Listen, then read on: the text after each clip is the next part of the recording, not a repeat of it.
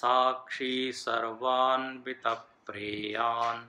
अहं नाहं कदाचन परिणामपरिच्छेद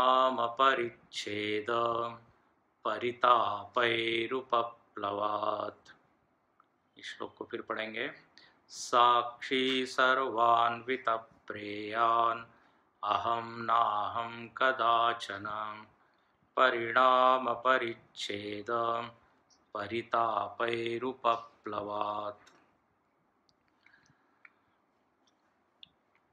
आज इस कक्षा में अनेक लोग नए भी जुड़ने वाले हैं, ऐसा मैंने सुना है। तो उनके लिए मैं तो उनका स्वागत है, और दूसरी बात, संक्षेप में पीछे क्या विषय बताया उसको भी हम देखकर फिर आगे बढ़ते हैं। अद्वैत मकरंद यह एक मननात्मक ग्रंथ है और इसमें तर्क के सहारे अद्वैत तत्व की सिद्धि की गई है। उपनिषद का जो सिद्धांत है उसको समझाने के लिए तर्कों की बहुत मदद हो सकती है, हमको लेनी चाहिए। तो यहाँ पर श्री लक्ष्मीधर कवि ने ऐसे साधकों के लिए बहुत ही सुंदर श्लोक लिखे हैं और बिल्कुल रीजनिंग से, कारणों की सहायता से, युक्ति की सहायता से समस्त वेदांत सिद्धांत समझाए हैं। तो इन पीछे के श्लोकों में ये सिद्ध किया गया कि आत्मा ही ब्रह्म है। आत्मा की ब्रह्मता बताने के लिए पीछे के ये सारे श्लोक थे। ब्रह्म के बारे में जो जो लक्षण बताए वो लक्षण सब घटित होते हैं आत्मा में। यदि ब्रह्म सर्वज्ञ है तो आत्मा सर्वज्ञ है। ब्रह्म सर्व कारण है, आत्मा सर्व कारण है। ब्रह्म को हम हमेशा बताते आए हैं और सुनते आए हैं कि वह नित्य है, शाश्वत है। तो आत्मस्वरूप का चिंतन करेंगे तो यहाँ पर भी वही बात दिखाई देगी। और दो नित्य हो नहीं सकते कि ब्रह्म एक अलग नित्य है और आत्मा अलग नित्य है। यदि दो नित्य हम मानेंगे तो दोनों ही अनित्य हो जाएंगे, क्योंकि दोनों में वस्तु परिच्छेद आ जाएगा। दो कहते ही सीमा आ गई। इसलिए दो नित्य नहीं है, दो शाश्वत नहीं है। तो अविकारित्व यहाँ पर सिद्ध किया। उसके बाद अद्वितीयता की यहाँ पे सिद्धि की गई। किसी भी ढंग से आत्मा में द्वैत सिद्ध नहीं होता। यदि द्वैत दिख रहा है तो वो केवल भ्रम है।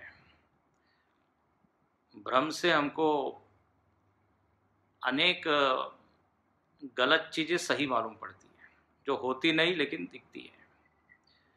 तो द्वैत सत्य नहीं है। उपाधि के कारण, अध्यारोप के कारण आत्मा में द्वितीयता का दर्शन होने लगा। निरुपाधिक आत्मा को देखेंगे तो वहां किसी भी प्रकार का भेद नहीं है। अब ये जो नवा श्लोक है, नवे श्लोक में ये बताया जा रहा है कि आज हम जो अपने आप को अनुभव करते हैं और जो हमारा स्वरूप है, इसमें भेद है, फर्क है। आज हमको जो लग रहा है कि मैं कौन हूं, तो उसको यहां पर कहा अहंकार। अहंकार मतलब हमने अपने को एक आकार दे दिया। महाराज जी बड़ा अच्छा बोलते हैं कि अहं को यदि आपने एक आकार दे दिया तो वही बन गया अहंकार। अहम को हमने मनुष्य का आकार दे दिया तो मनुष्योहम, पुरुष का आकार दे दिया पुरुषोहम, हमने अपने को जीव मान लिया, जीवो हम। तो जब हम अपने में आरोप कर देते हैं किसी आकार का, किसी उपाधि का, तो हमारे में एक वृत्ति आती है कि मैं इतना हूं, मैं ऐसा हूं। बस इसी को कहते हैं अहंकार। और आज हमने इस अहंकार को ही सच माना हुआ है। इसका एक तो कारण यह है कि व्यवहार में इस अहंकार से ही काम चलता है। आप कहीं भी जाए तो आपसे पहले आपका नाम पूछा जाएगा, तो नाम भी एक प्रकार का क्या है, अहंकार ही है। मैं अमुक अमुक हूँ। फिर कोई पूछेगा आपका व्यवसाय क्या है, आपका काम क्या है, तो हम बोलेंगे मैं डॉक्टर हूँ, मैं इंजीनियर हूँ। तो ये व्यवहार में सारा व्यवहार अहम का ही खेल है। अब यहां पर कहते हैं एक है ये अहंकार, इसको ईगो कहते हैं और आई थॉट कहते हैं। और इसके भीतर यदि आप जाए कि अहंकार कौन है, तो मालूम पड़ेगा वह तो सत तत्व है, वो चैतन्य है। चैतन्य को ही हमने एक आकार दे दिया, वो बन गया अहंकार। चैतन्य को अंतःकरण की उपाधि से उपहित कर दिया, तो वो बन गया अहंकार। माइनस अंतःकरण, मैं शुद्ध चैतन्य हूं, शुद्ध अहम, प्योर आई। कल जैसे हमने कहा था, एक एक कैपिटल आई और एक एक स्मॉल आई। अब ये जो अहंकार है, इस अहंकार को इस शास्त्रीय भाषा में जीव भी कहते हैं, जीव। और शुद्ध अहम को कहते हैं आत्मा। तो यहां पे बेसिकली ये दोनों का फर्क बताया है, जीव और आत्मा। उसी को यहां कहा है अहंकार और साक्षी। अब दोनों में कितनी तरह के भेद है, तो यहां पर कहते हैं देखिए, भेद तो अनेक है, लेकिन यह शुरुआत करते हैं। जैसे यहां कहा कि अहंकार जो है उसमें परिणाम होता है। अब ध्यान से सुनना,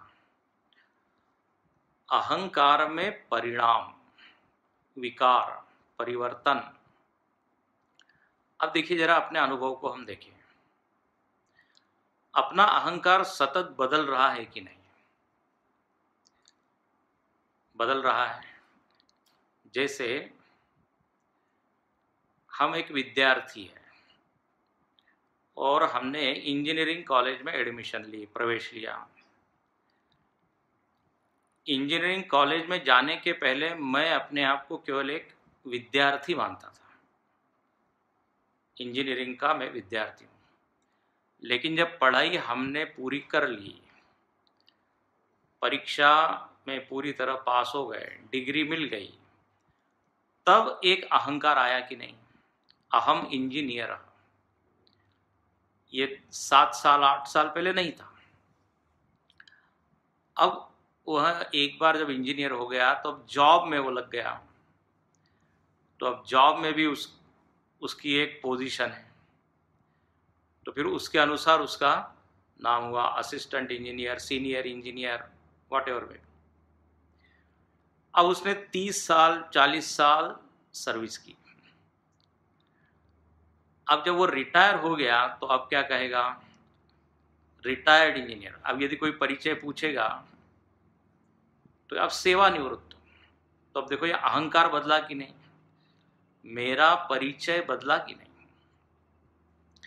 इस तरह आप देखिए, यदि बारीकी से देखें तो हर क्षण आपके अहम बदल रहे हैं। ऑफिस में जाते हैं तो अहम कुछ, घर में आते हैं तो अहम कुछ। अच्छा, इस अहंकार का संबंध संबंधों से भी है। पति के संबंध में वह स्त्री पत्नी, पुत्र के संदर्भ में वह जो स्त्री है वह माता, अपने माता के संदर्भ में वो है पुत्री। तो अब एक ही व्यक्ति है लेकिन उसमें 3 अहम हो गए कि नहीं, संबंध के अनुसार। इसलिए हमारे गुरुजी एक बड़ी अच्छी बात बोलते हैं कि ये जो संबंधी है इनको अंग्रेजी में बोला जाता है रिलेटिव। हिंदी में रिलेटिव का मतलब होता है आपेक्षिक। तो ये सारे जो नाते रिश्ते ये रिलेटिव है, आपेक्षिक है, परम सत्य नहीं है। They are not absolute, they are relative. एक निश्चित संबंध के कारण मेरा कुछ अहम आ गया, मैं चाचा हूं, मामा हूं, पिता हूं, पति हूं। तो ऐसे ये अहम बदलते रहते हैं। अच्छा, क्रिया के जुड़ने से भी हमारा अहम बदलते रहता है। कोई हमारा रिश्तेदार है और वो बड़ा अच्छा गायक है, और जब वो गाने के लिए बैठता है स्टेज पर तो सब लोग उनको क्या कहते हैं, ये गायक है। गाने की क्रिया उन्होंने ओढ़ ली तो अब उस समय वो चाचा मामा नहीं, उस समय कोई गायक है। कोई जो है कवि है, कौन सी क्रिया कर रहे हैं उसके अनुसार अपना परिचय बदल जाएगा। जब मैं बोल रहा हूं तो वक्ता, देख रहा हूं तो दृष्टा, चल रहा हूं तो गंता, मनन कर रहा हूं तो अहम मनता, जान रहा हूं किसी चीज को अहम ज्ञाता। तो ज्ञाता, मनता, कर्ता, दृष्टा, कितने हो गए अहंकार। तो ये अहम देखिए अनेक प्रकार का है। अच्छा, और भी आगे चलें। प्राकृतिक अहंकार अपने में, जैसे मैंने पहले ही कहा, अहम शरीर, अहम मनुष्य, ये प्रकृति से हमको मिला हुआ है। तो कोई प्राकृति के, कोई संबंध से मिला है, कुछ समाज से मिला है। इस तरह से ये अहंकार आते हैं जाते हैं, आते हैं जाते हैं। इसलिए यहां लिखा परिणाम। ये जो जीवत्व है या जीव भाव है ये बदलते रहता है, अहम भाव। परिणाम इसके ठीक उलट, इससे विलक्षण जो साक्षी है, जो आत्मा है, वो तो महाराज एक जैसा सत चित। चाहे हम इंजीनियर हो, चाहे हम पति हो, चाहे हम कवि हो, आत्मा का स्वभाव या स्वरूप बदलता नहीं। वो अधिष्ठान है, वह एक आधार है। इसलिए लिखते हैं कि साक्षी है वो, साक्षी साक्षात ईक्षते इति साक्षी। जो सीधे सीधे देखे, या इस संदर्भ में बोले तो सबको आधार दे रहा है। जैसे एक नाटक होता है तो नाटक में स्टेज होता है, मंच होता है, उसके ऊपर अलग अलग कलाकार आते हैं, थोड़ी देर काम करते हैं, फिर चले जाते हैं। ऐसे ही साक्षी के ऊपर अहंकार आ रहे हैं, जा रहे हैं। तो ये दोनों में क्या हो गया, भेद, फर्क। इसको और शास्त्रीय दृष्टांत से हम देख सकते हैं कि एक है महाकाश, साक्षी महाकाश की तरह है, बिगर स्पेस। और जो घटाकाश है वो मानो अहंकार की तरह है। हाँ, परिच्छिन्न है।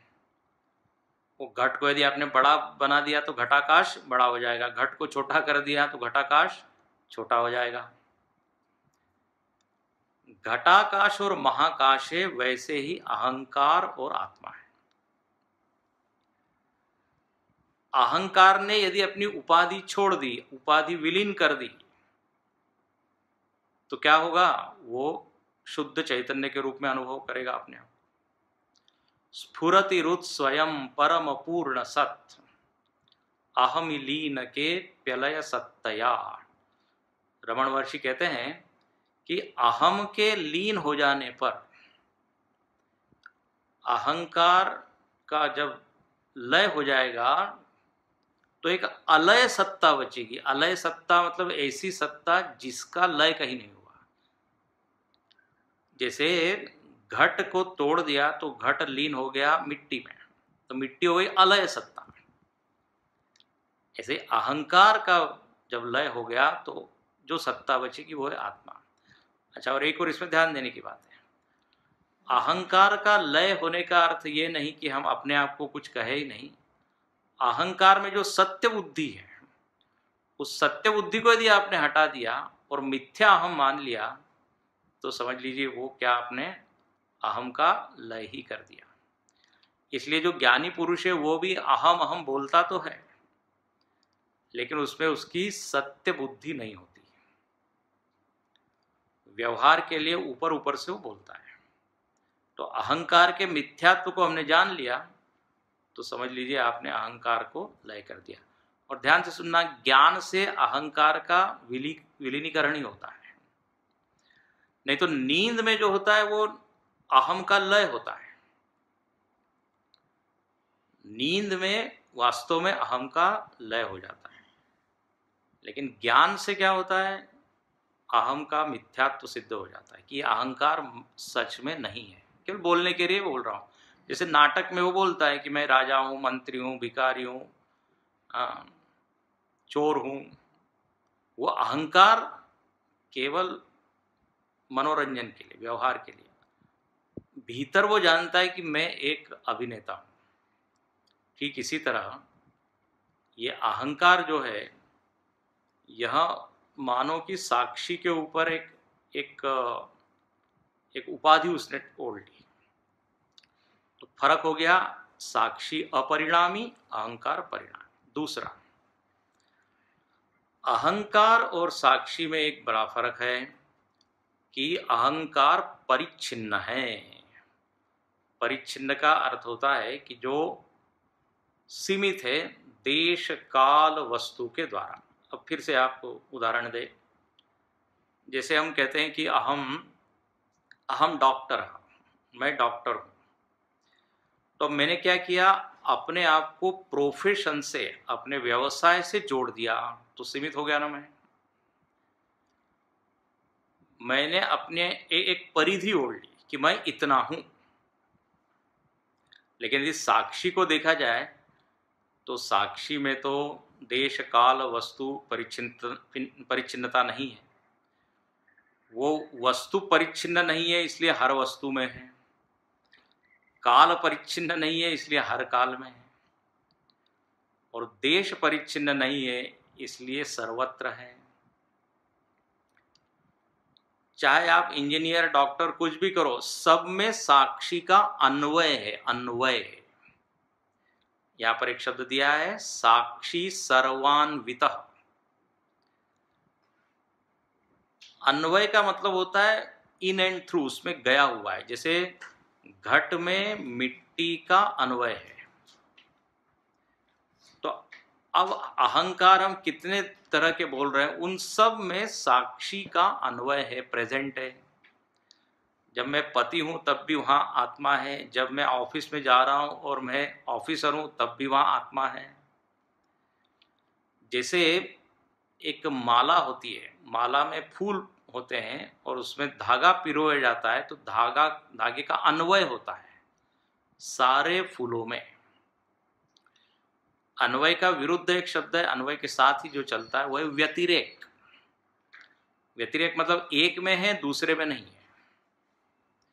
जैसे दोनों फूलों का आपस में व्यतिरेक है, लेकिन दोनों फूलों में धागे का अन्वय है। इसी तरह अहंकार में आपस में व्यतिरेक है। मतलब पति हम अलग है, इंजीनियर अहम अलग है, लेकिन दोनों में आत्मा कॉमन है, चैतन्यता कॉमन है। तो इसलिए यहां लिखते हैं ये अहंकार में चूंकि अनेकता है, इसलिए एक में दूसरा नहीं, दूसरे में तीसरा नहीं। इसलिए यदि हम घर में हैं तो लोग बोलते हैं अभी मैं इंजीनियर नहीं हूं, अभी मैं डॉक्टर नहीं हूं, अभी मैं वकील नहीं हूं, अभी मैं गृहस्थ हूं, अभी मैं बस पति हूं। लेकिन अब वही जब वहां जाता है अपने कार्य क्षेत्र में, तो वहां उसको अपने इस संबंध को भूलना पड़ता है। इसका मतलब क्या हुआ, अहम का व्यतिरेक हुआ। प्रेजेंस एंड एब्सेंस अंग्रेजी में इसको बोलते हैं। Sakshi is present in all, whereas ahankar is not present in all, it is absent in one place, present in other place। ये फर्क हो गया। तो इसको कहते हैं परिच्छिन्न। अच्छा, तीसरी एक जो बात कही वो ये कि अहंकार में परिताप है। परिताप का बिल्कुल हम व्यावहारिक अर्थ बोले तो परेशान होने वाला जो है वो अहंकार है। छोटी छोटी बात में क्रोध आना या फिर दुख होना या फिर शिकायत करना, ये सब अहंकार के गुणधर्म हैं। जब हम इस अहम को धारण करते हैं तभी व्यवहार वाला अभिमान आता है। मतलब मैं धनी हूं, अब धन का एक अभिमान कि मेरे से बड़ा कोई नहीं। तो अब इसके कारण क्या हुआ, यदि उसको सम्मान नहीं दिया, सत्कार नहीं हुआ उसका, तो तुरंत जो है वो नाराज होगा। तो ये जो अहंकार है, इस अहंकार के चलते हम व्यर्थ में ही परेशान होते रहते हैं। इसलिए लिखते हैं परिताप ही उपप्लवात।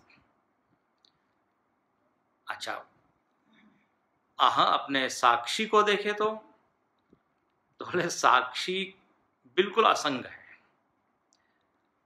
साक्षी पर इन द्वंद्वों का, परिस्थितियों का कोई प्रभाव नहीं पड़ता। देखो, हम जब किसी की निंदा करते हैं तो वास्तव में अहंकार की ही उसके अहंकार की निंदा करते हैं। एक संत ने बहुत अच्छा कहा, वो उनकी निंदा कर रहा था, वो बड़े आराम से खुश थे, कोई उन्होंने क्रोध नहीं व्यक्त किया। तो इसको बड़ा आश्चर्य लगा, बोले मैं आपकी निंदा कर रहा हूँ और आपको कोई बुरा नहीं लग रहा है? तो संत ने कहा जिसकी तुम निंदा कर रहे हो उसकी मैं भी निंदा करता हूँ। तो यदि मेरे शरीर की निंदा कर रहे हो, मेरे स्वभाव की निंदा कर रहे हो, तो मैं भी उसकी निंदा करता हूँ, क्योंकि वो मैं नहीं हूँ। और यदि तुम आत्मा की निंदा कर रहे हो तो तुम तो अपनी भी निंदा कर रहे हो, क्योंकि तुम भी कौन हो? वही आत्मा हो। तो अनात्मा की यदि निंदा कर रहे हो तो ये बिल्कुल तुम मेरे ही पक्ष के हो, और आत्मा की निंदा तो फिर स्वतः की निंदा। इसलिए दुखी होने का कोई कारण ही नहीं है। देखो, वेदांत पढ़ने के बाद एक आपको बताएं, संत लोग कहते हैं आपको सुख, क्या कहते हैं, आपको कोई दुखी नहीं कर सकता, और हर दुख में कुछ ना कुछ हम सुखी होने की कला ढूंढ लेते हैं। इसलिए यहाँ पर कहा साक्षी तो महाराज आनंद रूप है, तो वो कैसे सुखी दुखी होगा, वो कैसे इन परिस्थितियों के कारण, मान अपमान निंदा स्तुति के कारण प्रभावित होगा। इसलिए यहाँ ऊपर की पंक्ति में लिखा है साक्षी प्रेयान। साक्षी तो हमेशा ही हमको प्रिय है। अब देखो, ये भी एक बड़ी अच्छा यहाँ पॉइंट है। ये जो अपना अहंकार है, जब हमको अहंकार तकलीफ देता है ना, इस अहंकार को हम छोड़ने के लिए तैयार हो जाते हैं। जैसे कोई व्यक्ति वकील है, शिक्षक है, बहुत परेशान हो गया है अपने कार्य से, तो क्या कहता है, मैं अब इस्तीफा देता हूँ, इस्तीफा देना चाहता हूँ। मतलब उस अहंकार के कारण वो बड़ा पीड़ित हो रहा है। अब अहंकार उसको अप्रिय हो गया है। दैट आई थॉट जो है वो ही डिसलाइकिंग, क्योंकि उसके कारण इतनी समस्याएं उसको आ रही है। तो ये अहंकार कभी प्रिय होता है, कभी अप्रिय होता है। लेकिन जो आत्मा है, जिसको हम साक्षी कह रहे हैं, आत्मा तो कभी भी अप्रिय नहीं होता। हम अपने लिए कभी भी अप्रिय नहीं होते। अहंकार को छोड़ने के लिए तैयार हो जाएंगे, लेकिन हम आत्मा को मारने के लिए तैयार नहीं हो सकते। आत्मा अप्रिय क्यों नहीं है? पहले ही श्लोक में हमने देखा है, क्योंकि आत्मा में आनंद है, और वो आनंद हमेशा ही है। लेकिन जो अहंकार हमने धारण किया हुआ है, हमारे अनुकूल सब कुछ यदि व्यवहार हो रहा है, वर्तन हो रहा है, तो अहंकार बड़ा अच्छा लगता है। लेकिन अहंकार यदि तकलीफ दे रहा है तो हम क्या कहते हैं, अरे क्यों व्यर्थ में मैं ये बना, मुझको मालूम होता ये बनने में इतनी तकलीफ है तो मैं वो ऐसा नहीं होता। तो यहाँ पर लिखा है प्रियान, साक्षी सर्वान्वित प्रियान, हमेशा ही प्रिय है। न अहम कदाचन, लेकिन अहंकार हमेशा प्रिय नहीं है। तो अब मुझको लगता है स्पष्ट हुआ होगा आपको, अहंकार और साक्षी में फर्क है। इसमें भी आप दो कॉलम बना सकते हैं। अहंकार में अनेकता है, साक्षी सर्वदा एक है।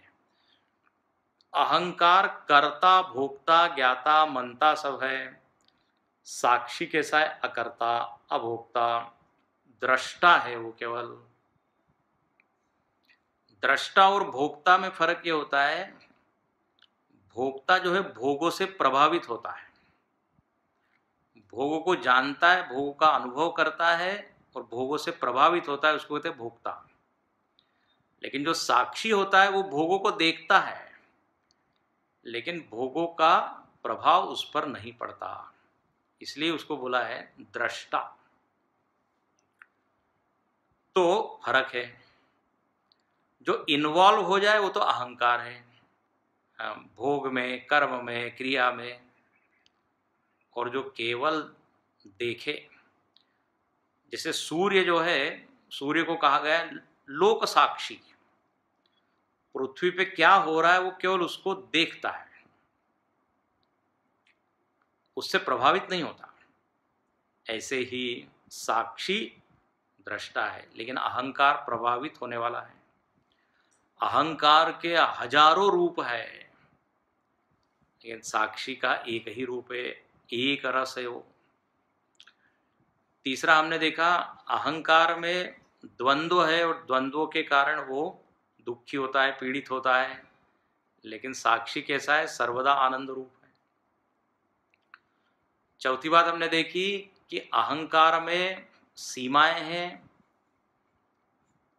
परिस्थिति के चलते, देश काल के चलते उसको एक सीमा में रहना पड़ता है। जबकि साक्षी कैसा है, बोले असीमित, निराकार है।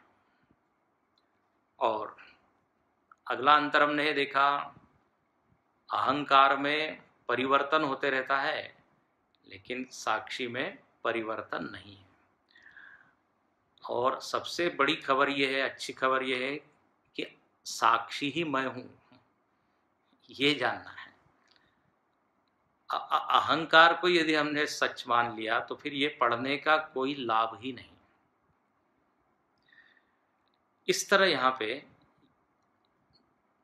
अच्छा, दोनों को ही अहम बोला जाता है। मैं शब्द का प्रयोग दोनों के लिए किया जाता है। जैसे हम कहते हैं मैं दुखी हूं, ये एक मैं हुआ, और एक वाक्य आया मैं सच्चिदानंद हूं, अब दोनों में मैं ही है। इसलिए कई लोगों को बड़ा आश्चर्य लगता है कि ये मैं कैसे दो रूप, एक तरफ आप कह रहे हो आप सच्चिदानंद है, दूसरी तरफ कह रहे हो मैं दुखी हूं। तो मैं दुखी हूं जब हम कह रहे हैं तो वहां मैं का अर्थ अहंकार, जब मैं सच्चिदानंद हूं तब वहां मैं का अर्थ चैतन्य। हाँ देखो, ज्ञानी लोग जिनको वेदांत का बिल्कुल भी मतलब कभी परिचय नहीं है जिनका, वो इन वाक्यों को सुन के बड़े आश्चर्य व्यक्त करते हैं। ज्ञानी बोल रहा है कि मैं बोलता नहीं हूं, प्रवचन में क्या बोल रहा है, मैं बोलता नहीं हूं। अब वो सामने वाला कहेगा तो बिल्कुल सफेद झूठ बोल रहे हैं, बोल के बोल रहे हैं कि मैं बोलता नहीं हूं। तो अब किस स्टैंड पॉइंट से वो बोल रहा है ये समझना चाहिए। वो आत्म चैतन्य की दृष्टि से बोल रहा है मैं बोलता नहीं हूं। अब बोल रहा है मैं अजन्मा हूं, मैं अजन्मा हूं, और लोग जो है उसका क्या जन्मदिवस मना रहे हैं। तो अब कौन सी दृष्टि है वो समझनी चाहिए। एक बार एक संत से पूछा कि आप कहां से आ रहे हैं, तो उन्होंने उत्तर दिया या प्रश्न किया उल्टा, आप कहां से पूछ रहे हैं। जहां से पूछ रहे वहां से हम उत्तर देंगे। यदि आप शरीर की दृष्टि से पूछ रहे तो मैं पूना से आया, बम्बई से आया, लेकिन आत्मदृष्टि से पूछ रहे तो मैं कहीं से आया नहीं। तो मैं ही, ये मैं शब्द का प्रयोग हो रहा है, लेकिन उसका संबंध किससे है ये जानना बहुत जरूरी है, नहीं तो पूरी तरह व्यक्ति भ्रमित हो जाता है। गीता में श्लोक आया है, प्रलपन सृजा, हाँ, उन्मीशन निमिशन नपी। पहली लाइन क्या है इसकी? गीता के, सब कुछ करते हुए भी मैं कुछ नहीं करता, ऐसा उसमें वहाँ भाव है। छोटी छोटी क्रियाओं का वहाँ पे उल्लेख हुआ है। तो स्पर्शन, हाँ, स्पृशन जिघ्रन अश्नन गच्छन स्वपन श्वसन प्रलपन विसृजन गृह्णन उन्मीशन निमिशन नपी, 10-12 क्रियाओं का वहां नाम लिया है। पलक झपकते हुए भी पलक झपकता नहीं, किसी वस्तु को पकड़ते हुए भी पकड़ता नहीं, देखते हुए भी देखता नहीं। तो उसका अभिप्राय है कि वो आत्मदृष्टि से वो सारे वाक्य कहे। तो इस तरह यहाँ पे दो अहम की चर्चा हो गई। इसको बिल्कुल सरल कर दें तो हम ऐसा बोल सकते हैं, एक है व्यावहारिक अहम और एक है पारमार्थिक अहम। इस तरह यहाँ फर्क हुआ, और यहाँ जानना यह है कि पारमार्थिक अहम ही सत्य अहम है। अब इसी अहंकार की चर्चा थोड़ी और आगे बढ़ाते हैं। जो यहाँ लिखा ना, परितापई रूपप्लवात, सारी परेशानियां ये ईगो को है, अहंकार को है।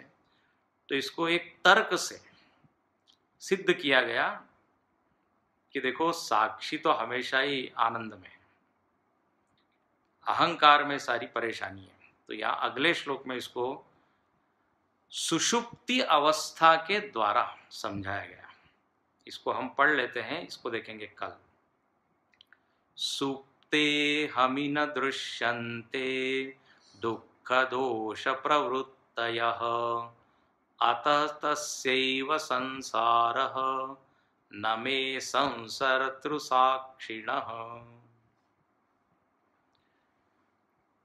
ओम पूर्णमदः पूर्णमिदं पूर्णात् पूर्णमुदच्यते पूर्णस्य पूर्णमादाय पूर्णमेवावशिष्यते। ओम शांति शांति शांति। हरि ओम। श्री गुरुभ्यो नमः। हरि